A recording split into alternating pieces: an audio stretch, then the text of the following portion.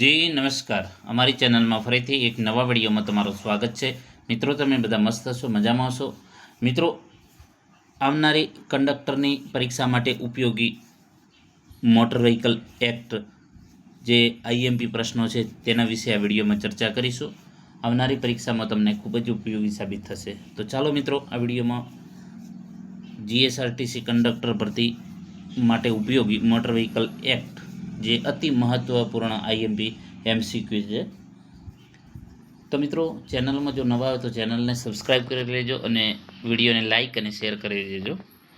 તો મિત્રો, આ મટીરિયલ જીએસઆરટીસી કંડક્ટરની જે ડ્રાઈવરની ભરતી માટે ખાસ તૈયાર કરવામાં આવ્યું છે, જેમાં motor vehicle act 1988, traffic sign, licence નિયમો અને માર્ગ સલામતી સંબંધિત 50 પ્રશ્નો ઉત્તર સાથે સમજૂતી છે. બરાબર. તો ભારતમાં અમલમાં રહેલો મુખ્ય મોટર વ્હીકલ એક્ટ કયો છે? તો ભારતમાં હાલમાં કયો મુખ્ય જે મોટર વ્હીકલ એક્ટ અમલમાં છે? તો મોટર વ્હીકલ એક્ટ 1988, જે ભારતમાં મોટર વ્હીકલ એક્ટ 1988 2019ના સુધારા સાથે અમલમાં છે. જેનું 1988માં જે કાયદો બન્યો એમાં 2019માં થોડા ઘણા સુધારા થયેલા છે. બરાબર, જે હાલ અમલમાં છે. તો ઓપ્શન બી સાચો જવાબ છે. મોટર વ્હીકલ એક્ટનો મુખ્ય ઉદ્દેશ શું છે? હવે મોટર વ્હીકલ એક્ટ બનાવેલો છે તો એનો ઉદ્દેશ શું છે, એનું પર્પઝ શું છે, એનો હેતુ શું છે? તો મોટર વ્હીકલ એક્ટનો જે મુખ્ય ઉદ્દેશ છે, માર્ગ સલામતી અને વાહન વ્યવહારનું નિયમન. તો જે કોઈ પણ એક્ટ બનાવીએ છીએ, નિયમો બનાવીએ છીએ, કાનૂન બનાવીએ છીએ, તો એનો કંઈક ને કંઈક જે પર્પઝ હોય છે, હેતુ હોય છે.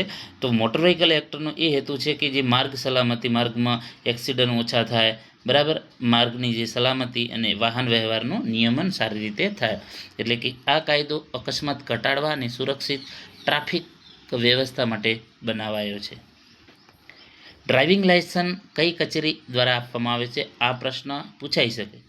તો ડ્રાઇવિંગ લાયસન્સ જે છે કલેક્ટરમાં ના મળે, આરટીઓ, પોલીસ, ગ્રામ પંચાયત, તો આરટીઓ કચેરીમાં મળે, જે વાહન વ્યવહાર ટ્રાન્સપોર્ટ રિજિયનલ ટ્રાન્સપોર્ટ ઓફિસ, જેને આપણે ટૂંકમાં આરટીઓ તરીકે ઓળખીએ છીએ.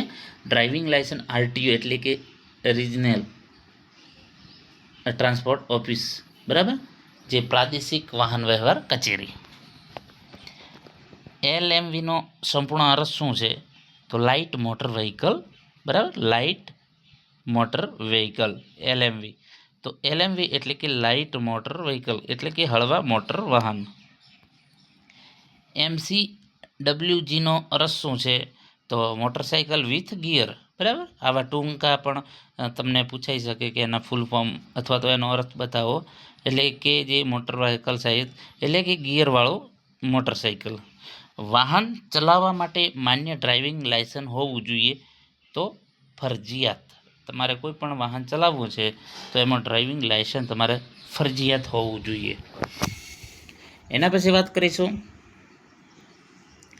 જાહેર માર્ગ પર ચાલતા દરેક વાહન માટે કયો વીમો ફરજિયાત છે? તો જાહેર માર્ગ પર ચાલતા દરેક વાહન માટે થર્ડ પાર્ટી ઇન્સ્યોરન્સનો વીમો હોવો જોઈએ, ફરજિયાત. વાહનના માલિકની ઓળખ કયા દસ્તાવેજથી થાય છે? તો આરસી બુક, બરાબર. આરસી બુકની અંદર બધું એની ડિટેલ આપેલી હોય છે વાહનના માલિકને. આરસી બુકનું નામ શું છે? તો આરસી બુકનું સંપૂર્ણ નામ રજિસ્ટ્રેશન સર્ટિફિકેટ, જે તમે રજિસ્ટ્રેશન કરાવેલું છે, બરાબર. એનું પીયુસીનો અર્થ શું થાય છે? તો પોલ્યુશન અંડર કંટ્રોલ. આ પણ પરીક્ષામાં પૂછાઈ શકે એવા છે પ્રશ્નો. વાહનમાં પીયુસી શા માટે જરૂરી છે? તો જે પ્રદૂષણ નિયંત્રણ માટે, બરાબર. ટ્રાફિક સિગ્નલમાં લીલી લાઇટ શું સૂચવે છે? તો લીલી લાઇટ છે આગળ વધો. લાલ લાઇટનો અર્થ શું છે? તો સંપૂર્ણ રોકાવો, બરાબર.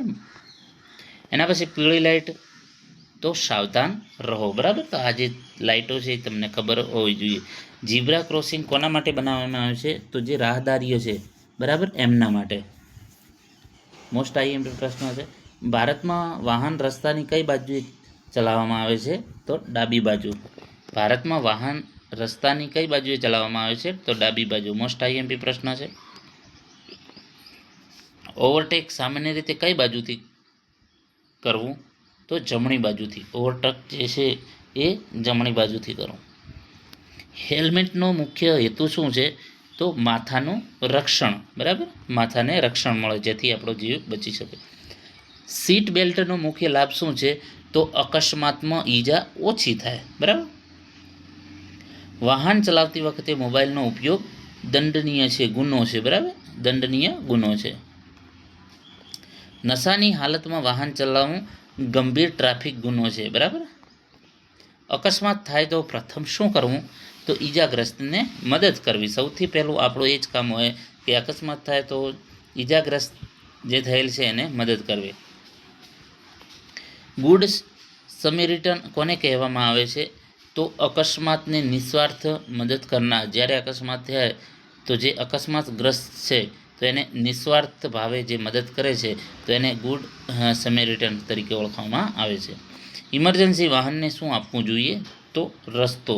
જો ઇમરજન્સી 108 આવી રહી છે કે ફાયર માટેની જે ગાડી આવી રહી છે કે જે ઇમરજન્સી છે તો એને જલ્દી રસ્તો આપવો જોઈએ જેથી કરીને સમયસર પહોંચી શકે. નીચેનામાંથી કયું વાહન ઇમરજન્સી? એમ્બ્યુલન્સ, પોલીસ વાહન, ફાયર બ્રિગેડ, ઉપરના તમામ? તો ઉપરના તમામ જે છે ઇમરજન્સી વાહન છે. વાહનનું રજિસ્ટ્રેશન કરાવવાની જવાબદારી કોની છે?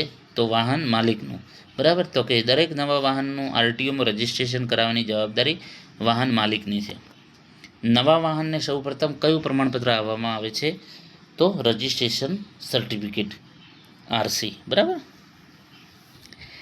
HSRP એનું પૂરું નામ શું છે? તો હાઈ સિક્યુરિટી રજિસ્ટ્રેશન પ્લેટ. આ પણ પ્રશ્ન પૂછી શકે. HSRP નંબર પ્લેટનો હેતુ શું છે? તો જે વાહનની સુરક્ષિત ઓળખ. આપણે જઈએ છીએ ને કે જે નંબર પ્લેટ હોય છે કેમ લગાવવામાં આવે છે? તો જ્યારે પણ કંઈ એક્સિડન્ટ થાય કે ગમે તે ત્યારે તો એનો નંબર નોંધવામાં આવે છે તો એના ઉપરથી કોનું વાહન છે એનો ખ્યાલ આવે, બરાબર, ઓળખ મળે.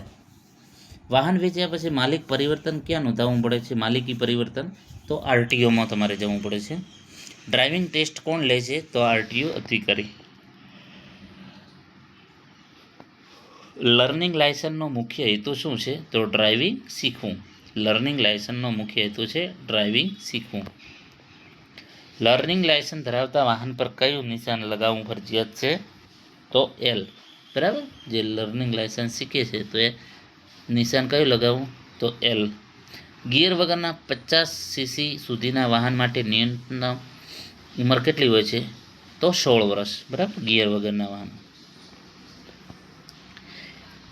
LMV ચલાવવા માટેની ન્યૂનતમ ઉંમર કેટલી? તો 18 વર્ષ. વાહનનું ફિટનેસ પ્રમાણપત્ર મુખ્યત્વે કયા વાહન માટે ફરજિયાત છે? તો પરિવહન વાહન.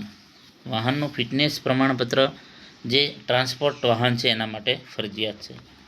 પરમિટ શા માટે જરૂરી છે? તો પરિવહન વાહન ચલાવવા માટે, બરાબર. પરિવહન વાહન ચલાવવા માટે પરમિટ જરૂરી છે, ટ્રાન્સપોર્ટ વાહન. નીચેનામાંથી કયું પરિવહન વાહન છે? તો સ્કૂલ બસ, બરાબર. એના પછી ઓવરલોડિંગનું મુખ્ય નુકસાન શું છે? તો અકસ્માતનું જોખમ વધે છે. વાહન ચલાવતી વખતે કયો દસ્તાવેજ ડિજિટલ સ્વરૂપે માન્ય હોઈ શકે? તો ડિજીલોકર, એમ પરિવહનમાં રહેલા DL અથવા તો આરસી, બરાબર. નો એન્ટ્રી ચિહ્ન શું બતાવે છે? તો પ્રવેશ પ્રતિબંધ. યુ ટર્ન પ્રોહિબિટેડ ચિહ્નનો અર્થ શું છે? તો યુ ટર્ન લેવાની મનાઈ છે. રાઉન્ડ એબાઉટમાં પ્રવેશ કરતાં પહેલાં કોને પ્રાથમિકતા આપવી? તો રાઉન્ડ એબાઉટમાં પ્રવેશ કરતા વખતે અંદર તરફ વાહનોને, બરાબર. હોર્ન વગાડવાની મનાઈ હોય તે વિસ્તારને શું કહે છે? Silence zone. હોસ્પિટલ છે, સ્કૂલ છે, બરાબર. સ્કૂલ પાસે વાહન કેવી રીતે ચલાવવું? તો ધીમી ગતિએ. વાહન પાર્ક કરતી વખતે શું કરવું જોઈએ? તો વાહન પાર્ક કરતી વખતે હેન્ડ બ્રેક લગાવવી જરૂરી છે અથવા તો લગાવવી.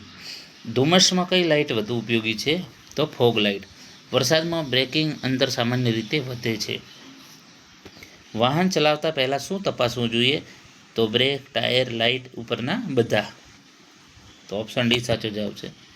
એના પછી વાત કરીશું જવાબદાર ડ્રાઈવરની સૌથી ઓળખ શું છે? સૌથી મોટી ઓળખ તો તો ટ્રાફિક નિયમોનું પાલન.